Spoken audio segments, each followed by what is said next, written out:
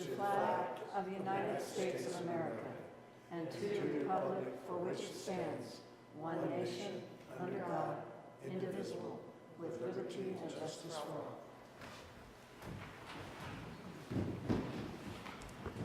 Councilmember Stearns. Here. Mayor Pro Tem Wagner. Here. Councilmember Stackfleth is here. Councilmember Ingstrom is absent. Mayor Mortar. I'm here, thank you. Okay, welcome, John. Hi. Saw you pull in just in the nick. Yep. Welcome to our November 26th council meeting. Good to see your smiling faces out there. We'll begin tonight with a special presentation from our Caltrans friends that they've entitled A Review of Winter Projects.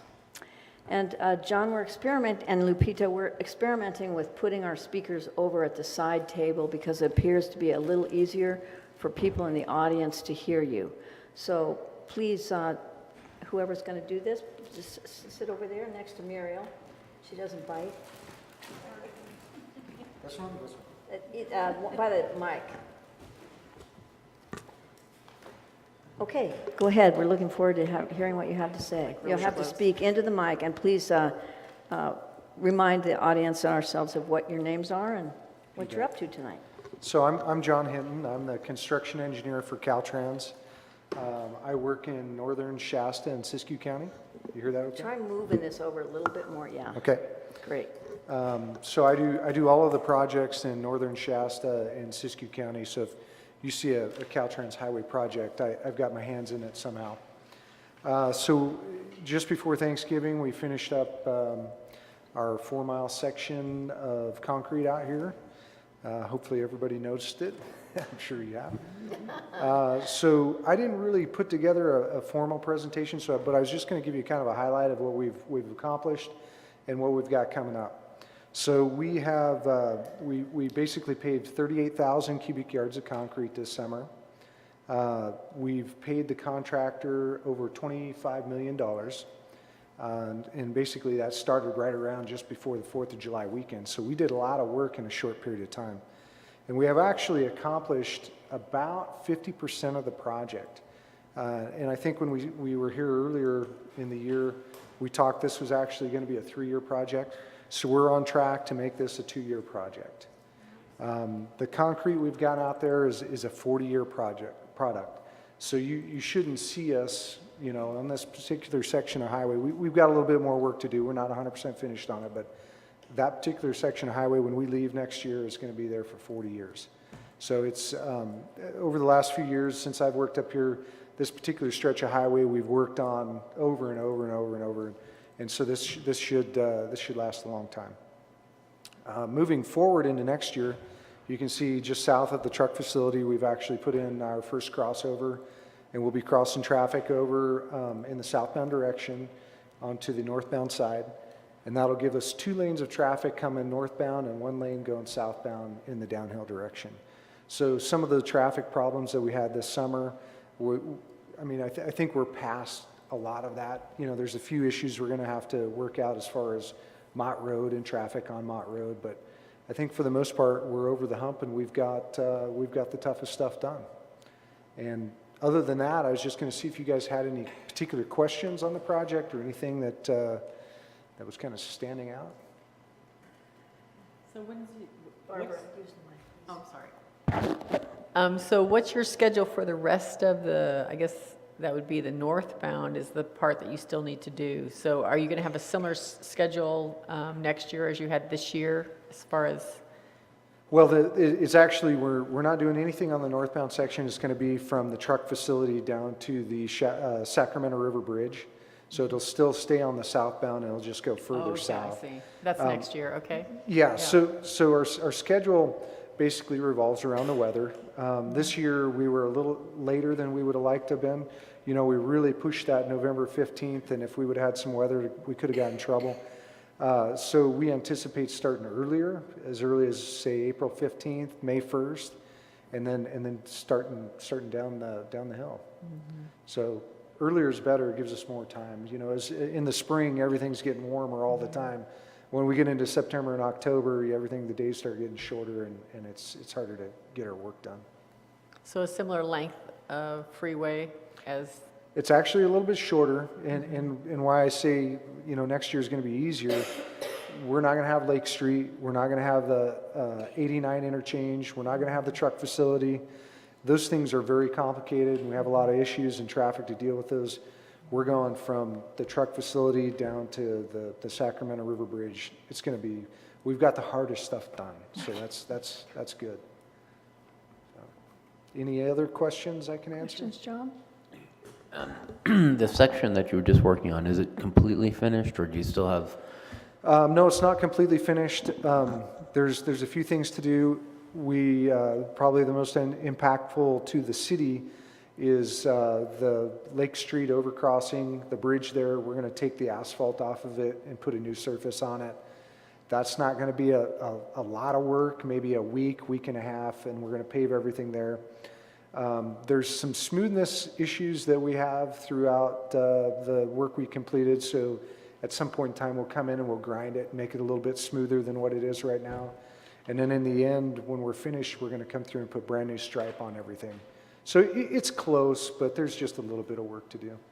We were pushed to get everything done. That's why we didn't get the grinding done to make it smooth.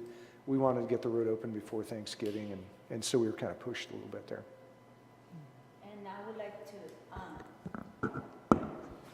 well, my name is Lupita Franco, and I am a Public Information Officer for District 2.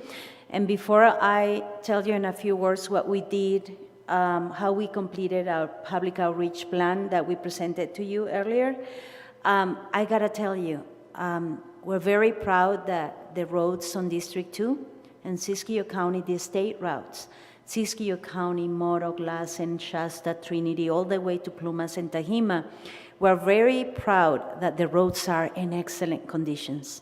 Just drive around and then just go to another state or drive to Stockton. Sorry for and you'll notice the difference. And it's really the work from construction and the work from maintenance. But what I wanted to emphasize is that we wanted to thank you for, we were here the 4th of July weekend, and everybody in Mount Shasta facilitated for us to be here. And in every project, the first 2 or 3 weeks, we get a lot of questions and we get a lot of complaints. And down the road, up to the very last day, we were people that are just unhappy, and that's okay. Everybody has a right to feel how we feel. But on our end, through social media, website, radio ads, newspaper ads, working with local newspapers, press releases, and contacting local media, and also we found a great partnership here. We were able to convey the messages that we thought it was important, and it was to just keep the public informed. And that's our commitment. And for Dunsmuir, we're still keeping you in the loop. Even though it's going to be next door, a lot of people live here or go frequently to Dunsmuir. So we would like to still, if that's okay with you, to keep you in the loop and to include you in our public outreach. We're meeting with them. We're going to their city council meeting in December, just to establish the same relationship that we try to do here. And by the way, our project manager, Sean Shepard, who's from Mount Shasta, was going to be here, and I don't know what happened to him. And also, Jeff Shea, Ed wanted to be here but had another commitment. But just know that we really took seriously the importance of letting people know what was going on. And if you have any questions for public outreach, let us know.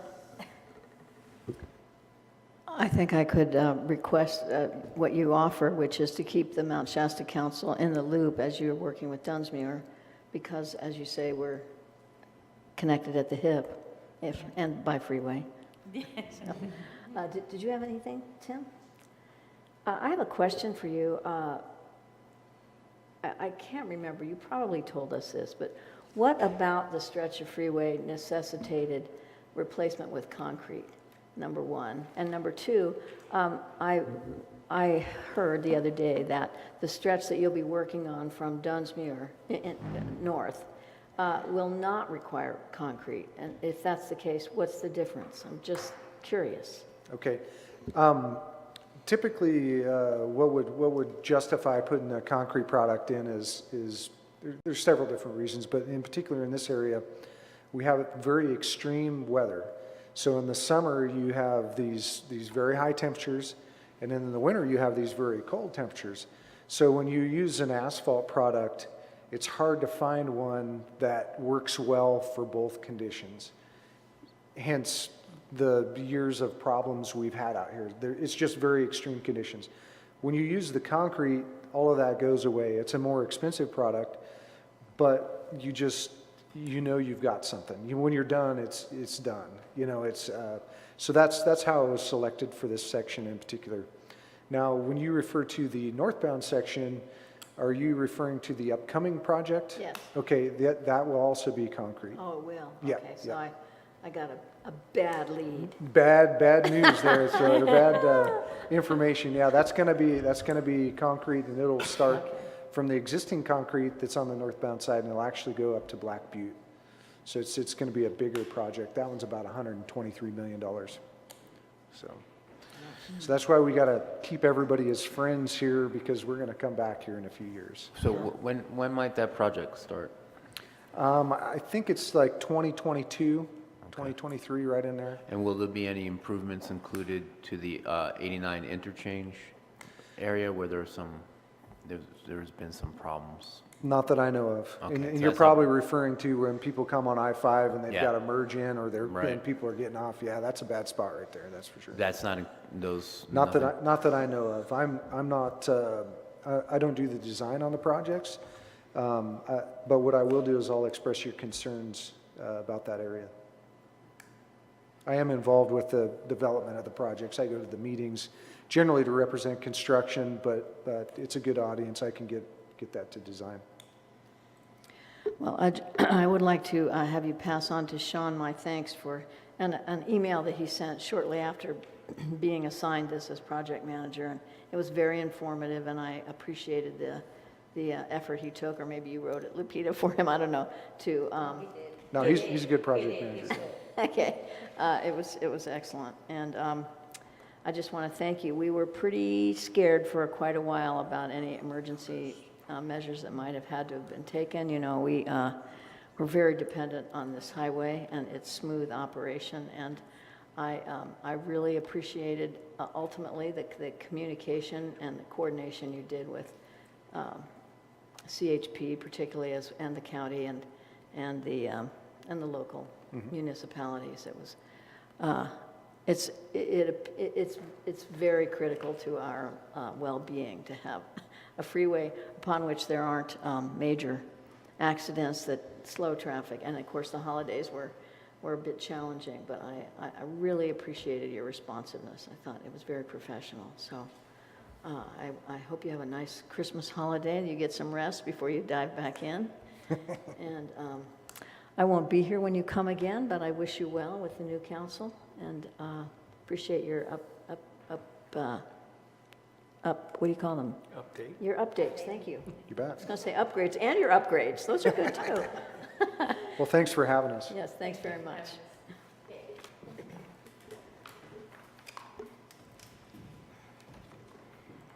Okay, now's the time for public comment. If there are those of you in the audience who would like to speak to an item that's not on the agenda, you're welcome to come up to the podium and share your thoughts for up to 3 minutes. Doesn't look like it tonight. We have some observers, but no speakers. Okay, well, you're welcome. Okay, so seeing no public comment, then I'd like to move to the section on staff and council comments, beginning with you, Bruce. Have you some comments for us tonight? Yes, so thank you, Mayor Mortar, members of the council. Since our last meeting, we have had our annual event following Thanksgiving. First event was the light parade, and it was reported that they had 17 floats in attendance this year. They had originally planned in 21, but because of the weather, 4 of them dropped out. but by and large, it was a very successful event. Many people showed up, and it was very positive in that it's like a renewal of people, meeting old friends and getting together. I think it went over very well. I know the chamber is pleased. DEAC also on the same day held their Winter Magic program. They reported over 400 people in attendance at their event, basically doubled what they did last year, and they were very pleased with the outcome of that.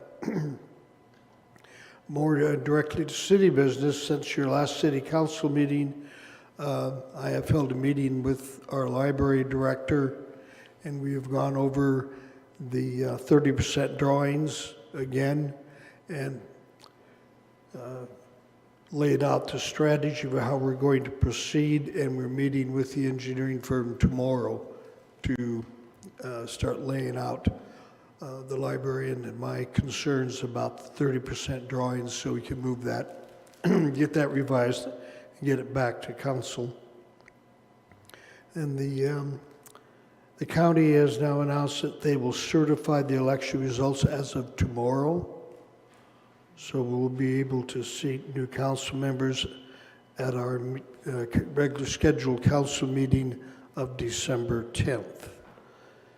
And then the final notice I would have is that tomorrow at 12 noon at Lalo's Restaurant, Pacific Power Company will be holding a meeting on what they describe as their de-energizing program, which is a program they're developing for submission to the California Public Utilities Commission of what they will do with their systems in the advent of basically high wind warnings, high fire hazard situations. PG&E has implemented a program on this respect already, and what they do is they shut everybody's power down. They get high wind warnings in specific high-risk areas. So it's created some problems. If you were shut down for a period of hours, you start losing food in the refrigerator and such. But the alternative being some power lines going on, starting a fire is much more serious. So those are basically the things that I would report tonight. So the Pacific Power meeting is tomorrow at Lalo's at noon? Is that what you 12 noon at Lalo's, Okay. yes. Okay, questions of Bruce? Yes, I've been asked since November 20th what happened at the Planning Commission meeting, whether the Planning Commission continued the marijuana or cannabis item that was on the agenda or took action on that. If they did continue it, they took public comment. There was, I think, a lot of misunderstanding. There was questions about what variances were going to be granted, and there was no variances on the agenda. There was also concern about approval of a lot of new cannabis facilities, and there was no approvals for cannabis facilities on the agenda. What it was it still is a discussion about the limit lines between cannabis facilities and schools, and what the new state law allows. Previously, they had a boundary of 1,000 feet. The state has now said local governments may select and identify their own boundary limits. That's the discussion that is before the Planning Commission. So when will the matter be heard by the Planning Commission? At its next meeting, which I believe will be in December 18th. December 18th? Correct. Okay. And that's for non-retail, is that correct? Correct. Non-retail, so no public access to these facilities? That is correct. Okay. Okay, other things, other questions? Muriel, have you any staff report? No? Just a comment on the reduction in TOT and sales tax from the fire and smokes. It looks like from your report that we're down 7 and 15, 22 grant from last year, same period last year. Is there any surprises there for you? No? Okay. We're back. Well, we wanted to show, drove all the way here from Redmond, because of project management, we wanted to see if you would be willing to just, let me speak for a little bit. I have no issue with that. Do the rest of you? Are you think fine that with sounds that? good. Okay. So before we go to council comment then, Sean, welcome. You're welcome to come over to the side mic here. One on the side, not on the podium, yeah. We're having difficulties hearing from that position, so. Yeah, please remind us of your last name and welcome to Mount Shasta. Good evening. I'm Sean Shepard, and I had the time at 6 o'clock rather than 5:30, and so here I am. My apologies. You're early, yeah. For 6.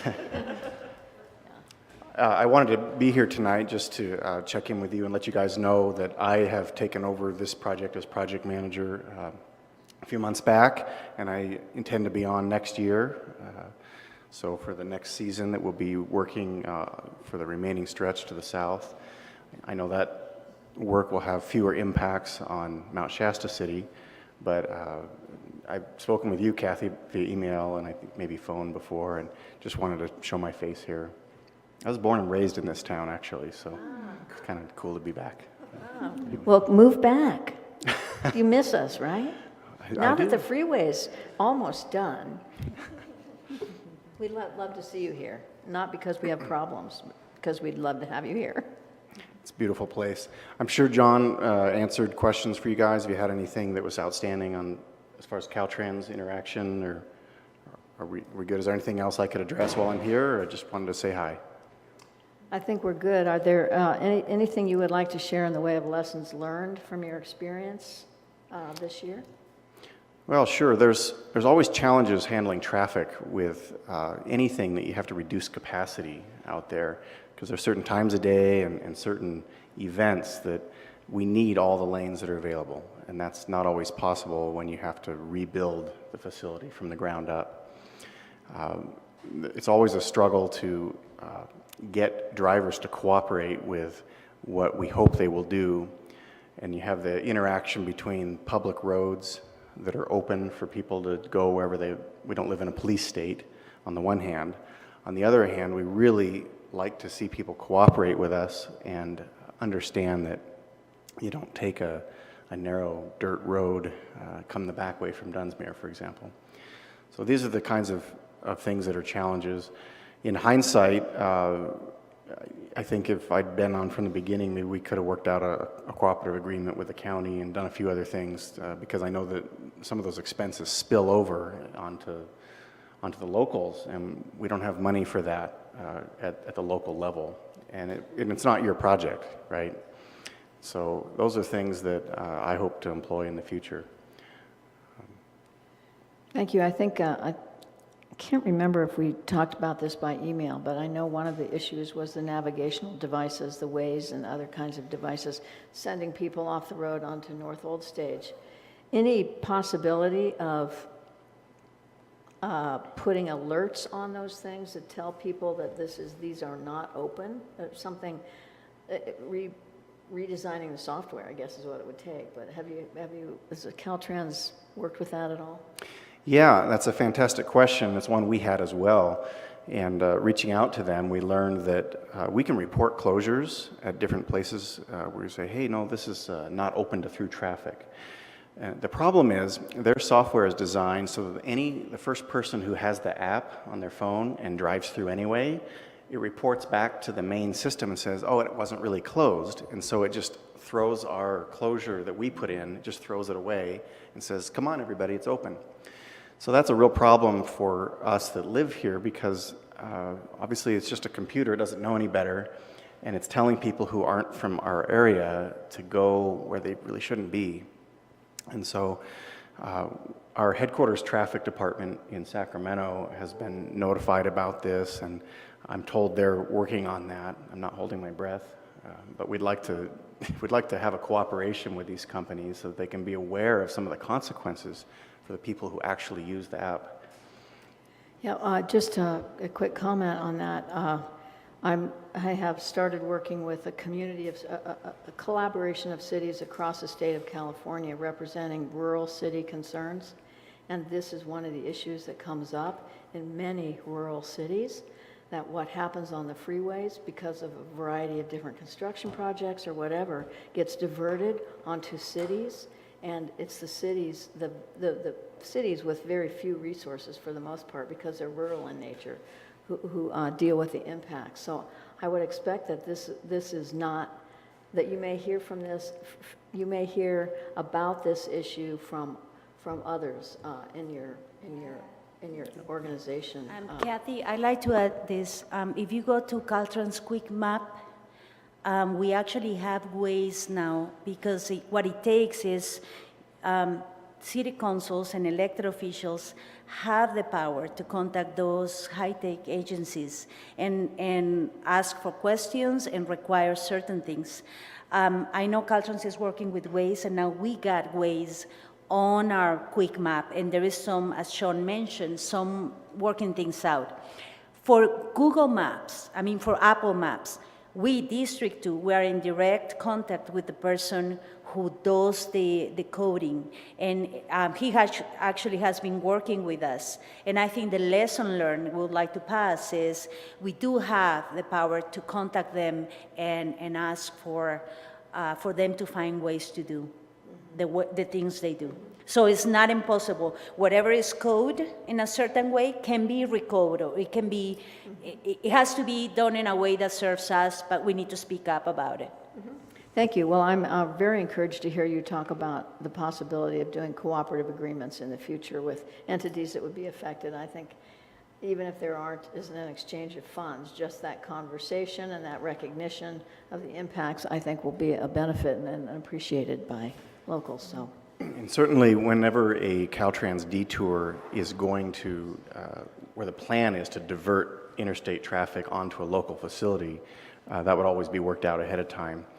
This is a different situation. This is people deciding, I don't feel like taking the freeway because there's too much traffic. Let me go this other way. We don't want them there. We're not sending them there. We're actually asking them not to go, and people do what people like to do. And that's a little more complicated, I'm sure you understand. So. Sure. Well, very happy to have you on board, and I wish you well next year. Thank you. Barbara?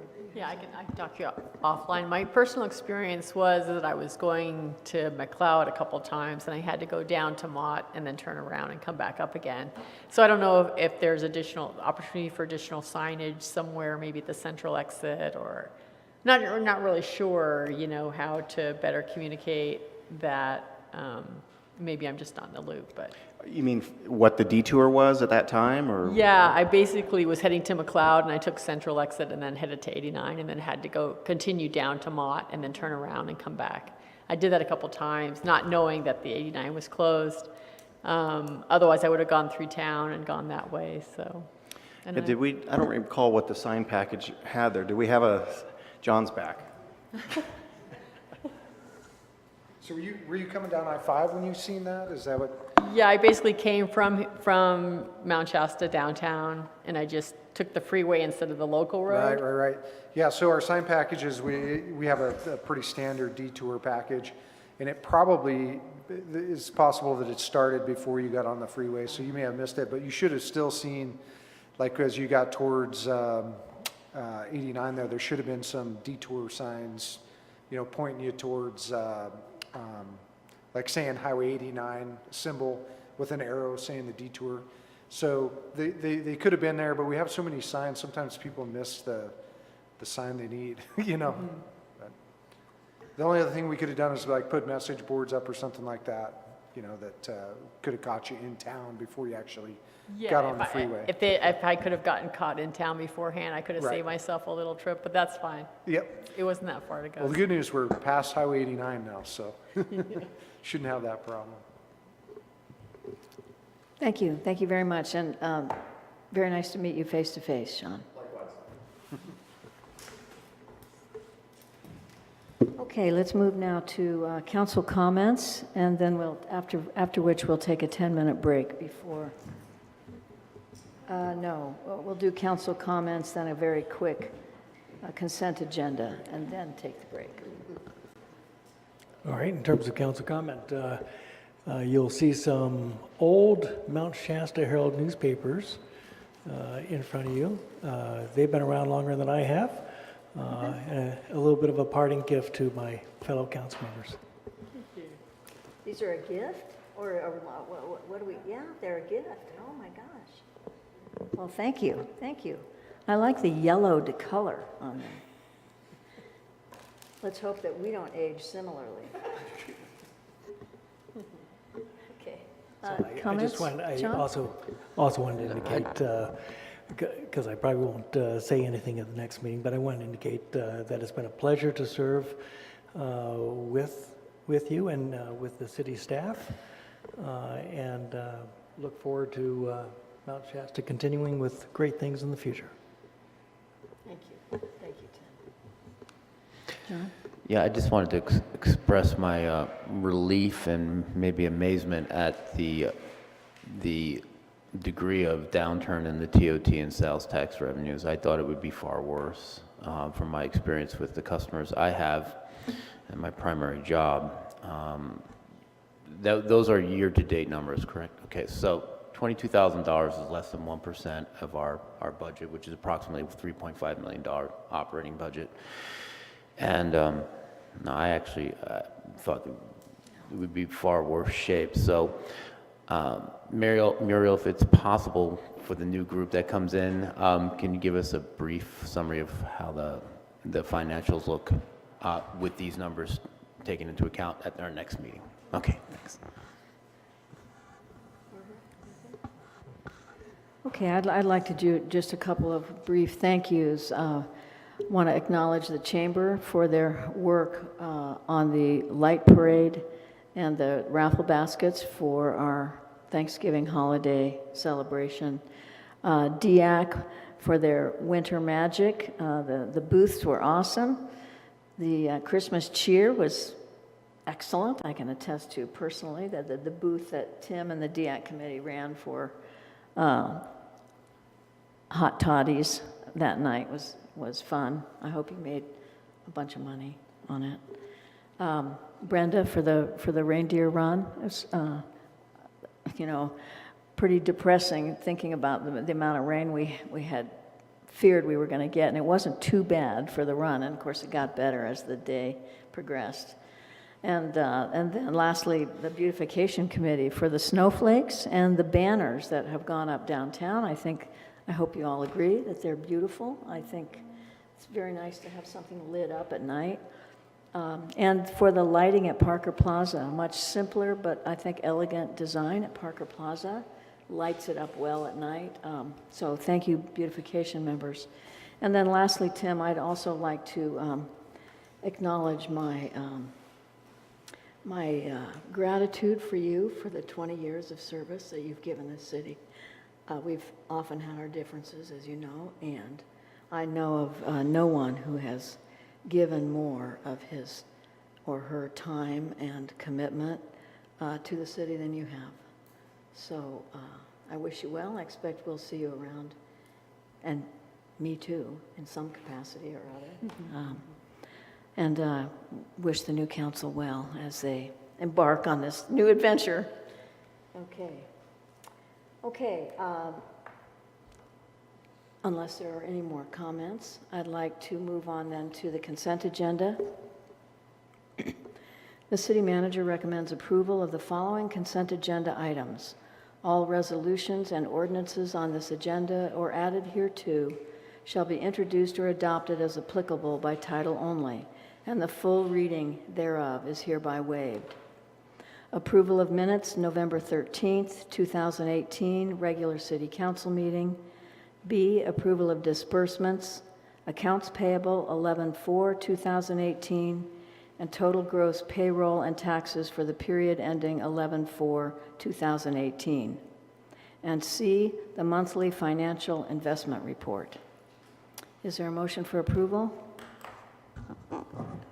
Move to approve consent agendas numbers A, B, and C by title only. And Second. and a second, all those in favor? Aye. Aye. Aye. Any disagreement? Okay, unanimous approval. Thank you.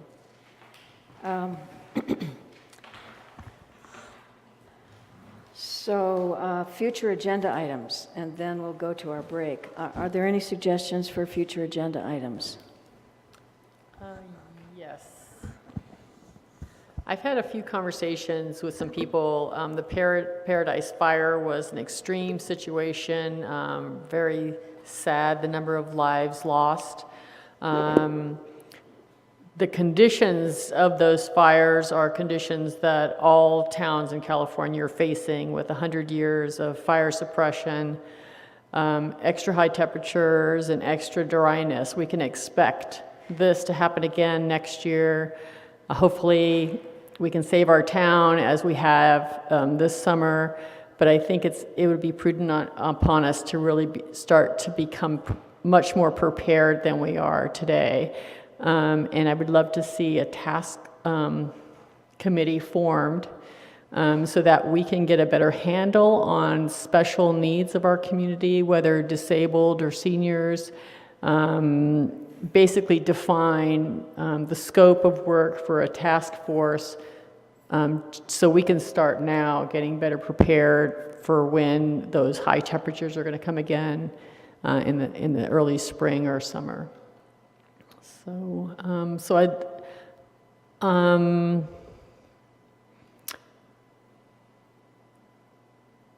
not sure what the next step is at this point.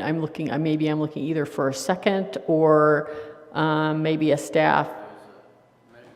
Number F is wildfire planning update, so we have something working. Yeah, I think. Can you refresh our memories on that?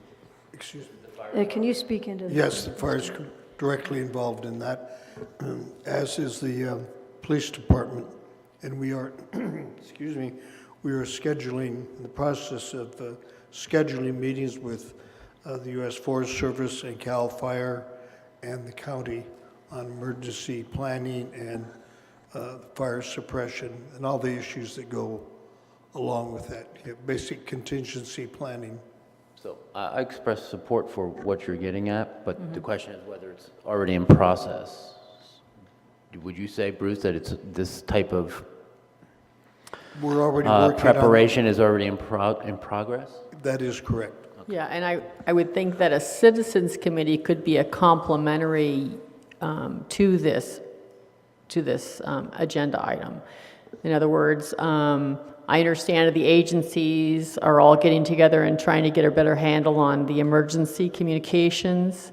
But I'm just wondering if we also have an existing database of who are vulnerable population, who they are, where are they, and how are they going to get assistance. So I don't know whether there's a possibility of a community complementary group that can also be involved in the agency aspect of things and play a complementary role, supplemental role to that.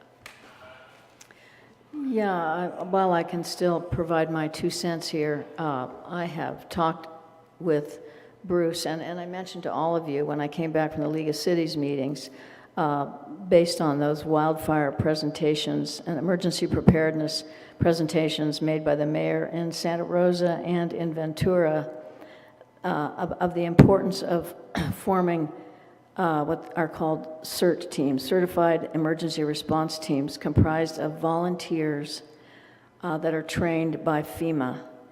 And I have asked our county supervisor, though I didn't get a response, so I've asked Bruce to consider pursuing a request of our county OES director, Office of Emergency Services, to work throughout the county on organizing the kind of thing you're talking about, Barbara, so that all the communities can be more equivalently prepared in terms of communication and in identifying assets and issues. And I think our community would be interested in having some people serve as volunteers with adequate training. So I'm hoping that that would be considered in your presentation as well. So in response to the Mayor Pro Tem's comments, I think one of the lessons of these fires is that even the communities that had good evacuation plans, emergency warning systems, they did not have adequate knowledge of senior citizens or other citizens that lack basic independent mobility. They were not aware of the number of them in their community and their location. And during an extreme emergency, they did not have time to get to them. So they were extremely, a very high-risk group under the circumstances. So that is something we would clearly need to look at. And I think as you look at our area and you try to predict what could be the emergency that we'd have to deal with, well, it's a multifaceted type of sets of emergencies that could arise. So we have to at least make the attempt to get everybody involved, the county, state. Just one Depends. thought I have, you know, during the Thanksgiving meal, the community meal, they delivered about 150 meals to people who couldn't make it into the city park here. That might be a good place to go for the addresses initially of Correct. those who are not as mobile as others. Right. Okay, thank you. Anything else? Okay, thank you very much. I'd like to end this part of the meeting. We'll take a 10-minute recess now before we reconvene as a closed session for performance evaluation of our city manager. Thank you all for attending. I hope you have a wonderful holiday.